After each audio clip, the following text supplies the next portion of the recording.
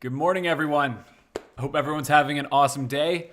We're going to have a really good live stream this morning. We're going to be breaking down a couple of different trades, including one trade that I'm actually in right now. So if you remember, a few days ago, we talked about ARK and crazy story about that. It actually, the vol dropped off while we were on the live.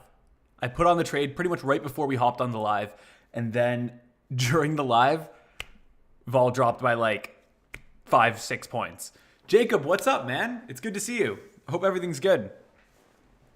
But yeah, basically found another trade just like ARK. We're going to be looking at a fund called LIT. It's a lithium ETF. And I think you guys are going to really like the trade there. And it's actually, if it is something you're interested in, you can still actually take that trade now. I'll be showing you exactly how I structured it. I'm pretty confident in it, but obviously do your own due diligence. I'm going to be breaking down the numbers that I looked at for you, but we obviously want to be making our own choices here. This is not financial advice. We'll say that. Pranav, what's up, man? So to get started, just a quick reminder for anyone who is new to the stream. My name is Sean Ryan. I am the co-founder of Predicting Alpha. And on this stream, we basically try to give you an actual inside look at the data that is being used to make high quality trading decisions at a professional level. Basically try to explain why people pay, let's say, $25,000 for a Bloomberg. You're going to get an inside look at what real tradable information looks like, at what access to that high quality data and knowing what to do with it can do for your game. So with that being said, Jekka, what's up? Defense, what's up? If you do get some value out of the stream, make sure to drop a subscribe to the channel and drop a like on the video. We want the YouTube algo gods to be a little kinder to Predicting Alpha. They kind of hate us right now. Your like and your subscription help us out every single time. So let's get right into it. First thing we're going to talk about is LIT. Okay, so this is a trade. The edge is still there, in my opinion. Take a look at it, make your own decision. But this is a position I'm currently in. I believe a couple of the guys in the chat right now are actually in as well. Hey, John Pitchko, are you in the trade with us as well, man? So let's take off some of these filters here. We'll go back to that later. To get started, ESK Ghost, what's up, man? Bronze roll call. Okay, let's get started here. So what is LIT, right? It invests in the full lithium cycle from mining, refining the metal through to battery production. Okay, so it's an ETF that really targets this industry, but there's a few cool things about it that I liked. Number one, this ETF has a lot of diversification. So we have diversification across industries. So we have materials, consumer discretionary, industrials, information technology. We have diversification across countries. So big stake in China, big stake in the US, pretty good stake in South Korea, Japan, Australia, Chile, Germany, and then we get smaller and smaller. But we also have diversification here across holdings. So if you take a look, top 10 funds make up about 40% of it, or top 10 stocks, but we have diversification across those different industries. And, basically, unless something happens directly to this entire space, the entire battery space, this thing is pretty decently diversified. So why do I care about that? Well, I'm not looking at buying this thing to hold it for the long term. I wanted to know this information because when I went to the terminal, I'm seeing an implied volatility of 48.69%. And this was actually, I believe, above 50 yesterday, with a forecasted volatility of just 35%. So off the bat, I'm looking at this saying, whoa, volatility's a little pricey here. What's going on? And let's take a little bit of a deeper look to see what's going on here. A couple things that I noted right off the bat is that one of the biggest holdings here is Tesla. And Tesla has extremely inflated volatility right now due to the S&P inclusion. I'm actually short vol on Tesla as well right now, which has been paying pretty well. But we see, if we look at the implied volatility versus the realized volatility, that there's a huge spread right now. But what I'm more interested in is not necessarily the near dated options, because when I look at this, I don't really know what's going to happen in the near future for it, but I do think that the level of implied volatility is too high. So I add on the IV 90 day here, and let's take a look at how the realized volatility and the implied is going. when we take a look at this, we can see that the level of implied volatility for the 90-day has only seen one time in the last 2 years where it's been higher, and that is COVID, right? COVID, it was at 66. Right now it's at about 45, 48. And right off the bat, I'm thinking, whoa, this might be way too high right now, right? If we take a look at a couple of other things, let's look at the vol cone here, right? This basically shows us where is the level of implied volatility for, let's say, the 90 days, which we can look at here, versus where it's been historically. And check this out. This range right here, right? Let's go step by step. This is the range it falls in 50% of the time. And 75% of the time, this line, it's below this line. Where are we right now? We're significantly above there. Now, one of the things we know about volatility is that it's a mean reverting asset, meaning that volatility goes like this. Okay? Whereas, a stock would be a trending asset, it goes like this. This is what volatility looks like.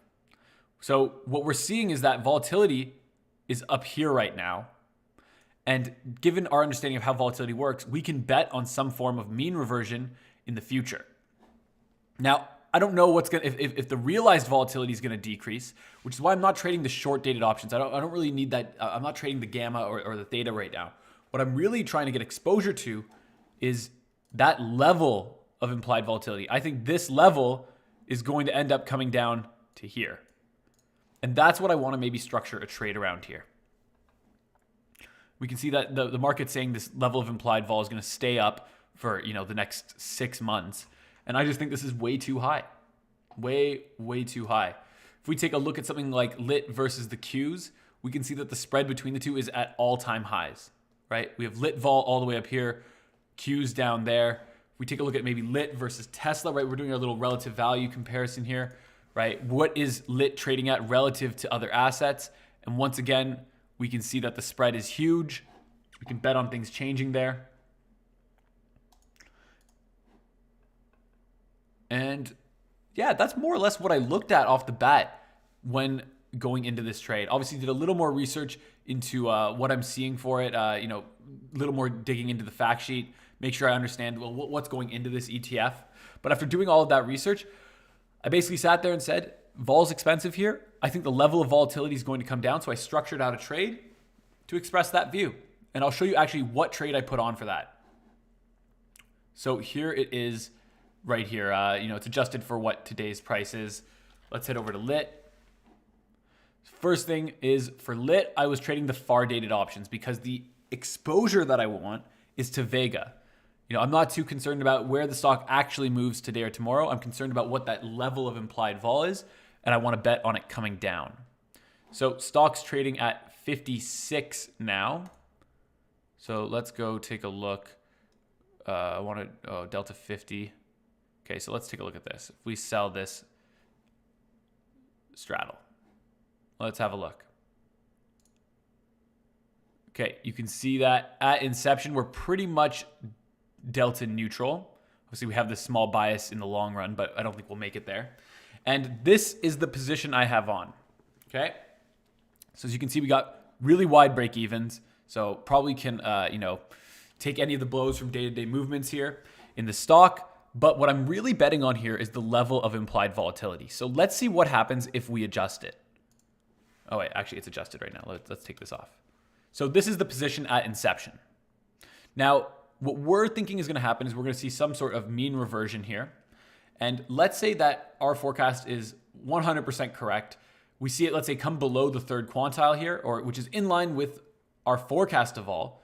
So let's say we see, somewhere between a 10 and 15 point drop in the volatility. What would that actually do for us? So if we see, let's say, a 13% drop in the vols, this is what we are expecting to happen. Right? If we were on a one lot, per lot, we are anticipating to make about $440 if everything goes perfectly according to plan. But you can see how when we trade this further dated option, let's say I go back to zero here, right? Let's really break this down. And I start moving time forward. Look at that change in my instantaneous P&L. It's basically nothing. I'm not really trying to collect theta here, betting on the stock not moving. What I'm actually concerned with, right, let's go all the way back here. Right, you see that? It's like literally time moving forward has basically zero impact on my P&L. What is going to change my P&L is a change in volatility or implied volatility. So if we get that, 13-point drop, boom, we instantly make a ton of money. If volatility were to increase, right, let's say vol were to go up 5 points, we'd lose a ton of money, right? We're sensitive to that level of implied volatility, and that's really what our view is, right? So always remember this. The structure you use, you pick it based on your view, right? Your iron condor is not a strategy. Your short straddle is not a strategy. It's just a tool you use to express your view in the market, right? That's the first thing we always got to remember. So as you can see, before I came into my brokerage, I thought through my view, right? Implied vol way higher than my forecast. Vol's above the third quantile here. When we look at the 90-day versus the RV, we can see it's at all-time highs besides COVID, and there's a huge spread between it. We want to bet on that level of implied volatility coming down. So we go into our brokerage and we structure out a trade that is far out into the future, delta neutral, and gives us the exact exposures that we want. Now, if we were to see any massive moves in the stock, I'd probably be hedging my deltas here, taking care of the position, maintaining how it expresses my view in the market. Okay? So that is the first trade. That is a trade you can take right now. And what we're actually going to take a look at as well is Fedex Earnings, right? So let's just see quick. Yeah, so it's aftermarket close today. We're just updating our numbers here in the earnings analyzer, so I had to just check it online quick. But FDX Earnings, what can we do here? So if you didn't see it, we actually published an entire article about FDX Earnings on LinkedIn. So feel free to, shoot me an email or message me on Instagram at Predicting Alpha, and I can send you over a link to that article. Jacob saying there's a timing aspect to that trade as well, right? Vol could keep going up for a week or two and make you take an L. How do we time our trades right? So Jacob, when we're looking at a trade like Lit, it's a good question, man. So I'm always analyzing it in terms of right now. What does it look like right now? Would I take it today? And looking at that trade, it's extremely expensive, right? So sure, I could take a bit of an L for the short term, but I'm confident that that level of implied volatility, the market just can't sustain it. It's going to have to come down, right? If it were to go up another 10 points, let's say, I would probably actually put on more of the position, right? My view hasn't changed. And in order for me to be wrong, the stock would have to move significantly. So coming back to FDX Earnings here, there's a lot going on around this company, right? They're pretty much going to be handling a lot of the distribution of the vaccine, getting it from place to place. I think they have a deal worked out with Pfizer where they're going to be in charge of the distribution for it, maybe split between FDX and UPS. But when we look at the earnings here, what can we expect? Well, we need to ask ourselves a few questions, right? Number one is we're seeing, implied vol is actually a little bit more pricey than what we usually see, right? The implied move is bigger than what we're usually seeing for FDX, right? We have an average move of 5.3 and an average implied move of just 5.27. So coming into this, vol's looking a little bit pricey, but the question we need to ask ourselves is, does it make sense why it's pricey? We all know that they're going to be, yes, John, there is it's pretty illiquid, but it's there. I think you can get filled for that position or something very similar to it for around $13.50. Take a look at it and shoot a message in the Discord if you have any troubles. So FDX Earnings, right? We need to ask ourselves, where could the surprise come from? We all know that they're going to be doing a lot of the vaccine distribution. Questions I'd be asking is, how confident are we about how it's going to impact their revenues? Are we going to see any major changes in their guidance moving forward? These are the things that I would be asking. Jekka, what did you get filled at for that? Just let John know there. I got filled yesterday. It was a little different. And my structure was a little bit different back then. So Sorry, I just lost my train of thought on FDX here. Yeah, if there's no surprise, then I would say we'll see a smaller move than this. Right? I think we have a pretty good idea of how it's going to impact things. They're going to have to get all the cold storage. There's a lot that's going to have to change in their infrastructure to handle this vaccine distribution. There's going to be costs associated with that. But then if they do get the majority of the contracts, it's going to pay huge for them.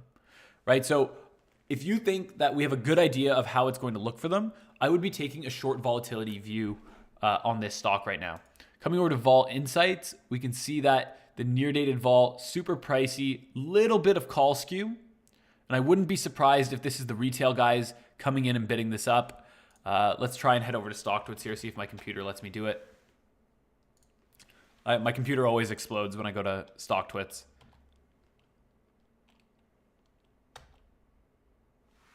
Okay, I'm giving up on it. StockTwits ain't working for me. Oh no, Jekka. You went all in on lit, eh? All right, we can see the retail sentiment on FDX is 100% bullish. The news is 100% bullish. You know, are we really going to get the pop that everyone expects? If everyone agrees, it's probably going to be the opposite, right? It's just sort of how these things seem to play out. And it sort of supports my idea that, you know, why would everyone be so bullish? It's clearly because they have a good idea of what's going on, right? This is the big retail mistake. It's like, I've done my research. I think this is a good stock, right? I looked at all the news, so I'm going to buy it. Well, everyone else has seen that news too, and you can't assume that the person on the other side of your trade doesn't know what they're doing. So you have to assume if it's public information, especially for a stock of this size, that it's being priced in some way. That future value that we're seeing in the news, that's being discounted to today. And the more certain we are about how, if that news is going to play out or those forecasts are going to play out, the more certain we are, the more accurate today's price is, given that that should happen. So my whole point is, implied move is up for the earnings, but if we know what's going to happen at the earnings, where's the surprise? Today's price would already reflect it, and we could be selling this implied move, knowing that we're probably going to be able to, collect some expensive VRP, right? Simply put. So what would I do for this? Let's take a look at FDX. Right, so if we're trading the earnings, I want to be trading the near dated options.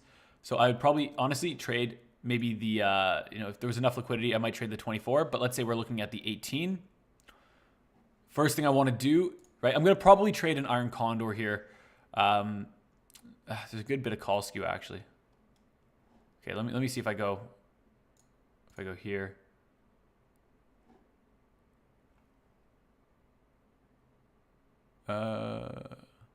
Okay, let's trade these ones. So stock is trading at, let's say, 290. First thing I'm going to do is see what the straddle's going for, right? Straddle's going for about 20 bucks, 22 bucks, we'll call it. So now I'm going to go and sell my iron condor and put my wings 2 standard deviations or 2 straddle prices away from the at the money strike. Change that to my at the money. So let's call it 40 bucks up. So I'm going to buy this call at 330. And then let's go 40 bucks down. And I'm going to buy this put at 250. Let's take a look.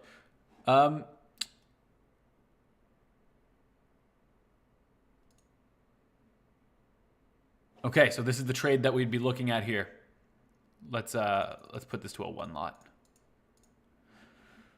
Right, so stock is currently trading here at 290. If the stock moves down to our first break evens at 270, on the other side it's about 310. You can see we have pretty wide break evens on this trade. If the stock doesn't move tomorrow, right? Let's see. All right, how much earnings vol is? We'd have to drop the earnings vol too.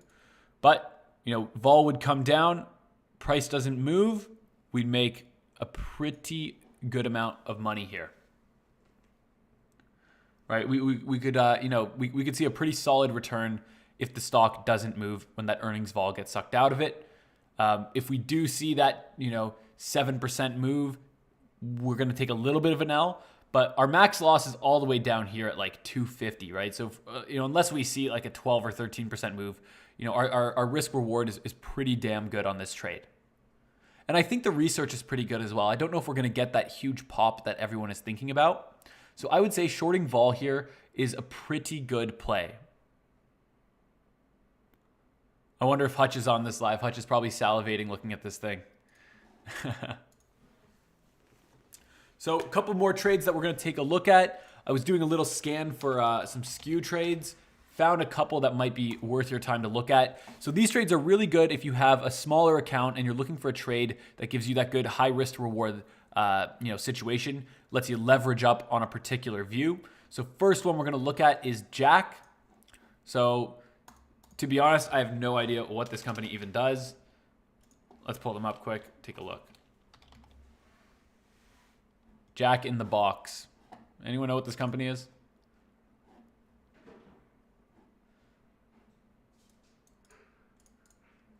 Right. Not a ton of noise about them. Pretty low, media coverage. Retail sentiment's pretty 50-50. It's a fast food chain. All right.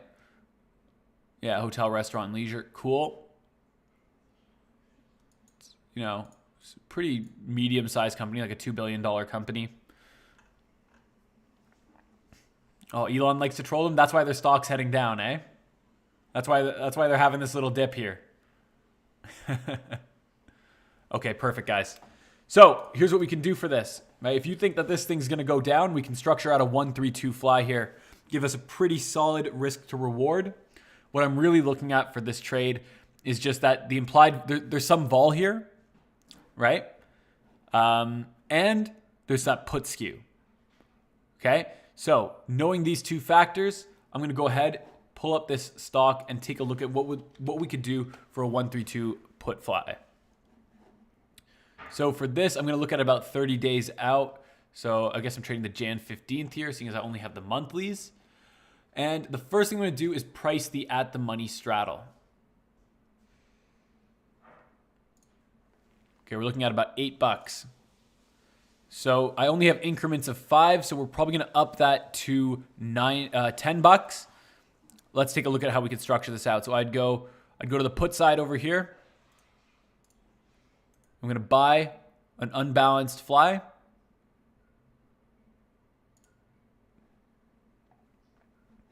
And let's take a look at this.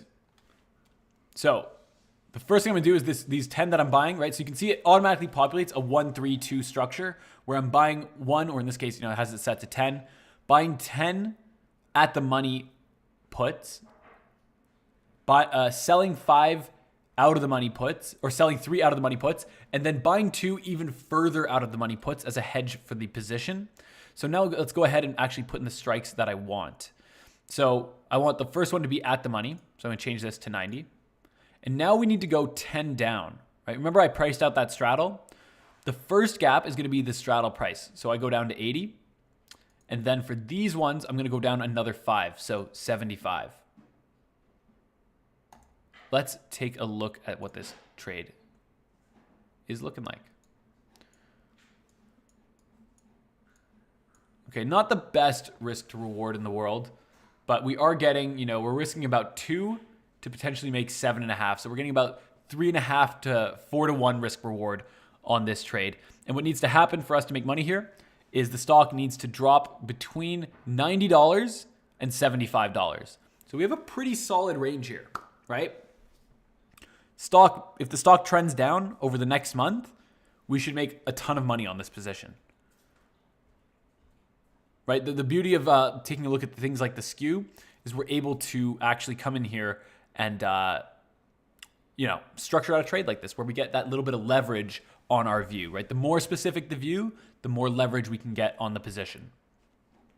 So just a quick idea for Jack, something we can look at. Beauty of this, it's $225 a lot to put on this trade. It's not the most expensive position in the world.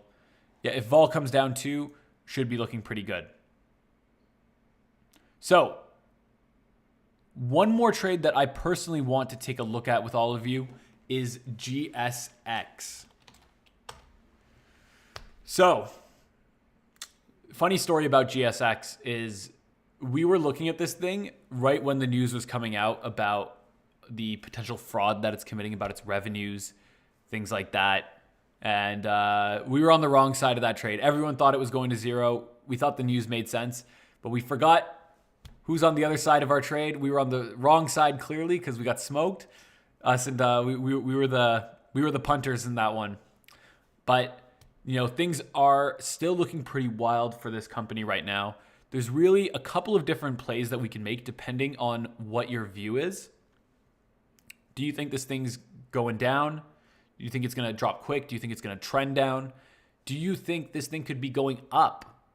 Or do you just think it might stay a little more stationary than what the market's implying? Really, for any of the views you take, there's a lot going on with this stock, and you'll be able to structure out something to really express that view. But I'm going to take a look at really two potential trades here. And they come from this insane call skew or put skew that we're seeing here. Okay, so trade number one is if you think this thing is going down, structure out a 132 put fly. Right? If you think this thing is moving down, put on the 132 put fly, take advantage of this skew. Now, what if you think this is going up? And you might be wondering, why would I think this stock is going up? This thing is literally riddled with fraud, I thought. Well, I've been reading, I was talking to one of the members at Predicting Alpha, and he was saying that retail traders are shorting GSX, buying the puts, but a whole bunch of funds have actually been adding to their position, right? Or buying a stake in GSX. And that leads me to believe, well, maybe this thing's not going to zero like everyone thinks. Maybe it makes a lot more sense to bet on this thing going up. In which case, you could do something like a risk reversal, right? Where you could be selling these expensive puts and using it to finance some of these calls, right? Take advantage of the expensive puts, sell them, and use that money to pick up some of these cheaper out of the money calls, right? You would do like, let's say you'd sell the Delta 25 puts and you would buy the Delta 25 calls. What did I have here? Healthcare stocks to watch out for. Just some news I was looking at. So that's really what I wanted to go over on today's stream, right? Just a couple stocks, right? Big things for tonight are that lit trade, LIT. I would 100% take a look at that if you, were lucky enough to stumble upon this live. I would take a look at FDX earnings. I think there's a pretty good trade there. If you haven't read the article that I posted to LinkedIn about it, I would definitely take a look at it. And then if you're looking for somewhere where you can structure out a cheap play, take a look at these stocks that have this high call skew or high put skew. You can look at the 132 flies, trading a vertical, risk reversal. When you have that skew in the market, you can really take advantage of it to express a whole bunch of different views in the market. So with that being said, we're going to wrap up the live right now. Unless you guys have any questions or any stocks you want me to look at, just remember, we're here every single day, Monday to Friday, 10:30 a.m. Eastern Standard Time. Live usually lasts a half hour to an hour. And if you got some value out of this, or if you have any questions, shoot me a message, and please make sure to hit that subscribe button. It really helps out, lets me know that you're at least, getting some value out of this content and that I should keep it up. And if you want to learn more about Predicting Alpha, about our data terminal, about what our community of traders looks like, you can feel free to just hit predictingalpha.com, and basically everything you need to know is explained on that website. So thank you very much for tuning in, everyone, and we'll see you on tomorrow's live.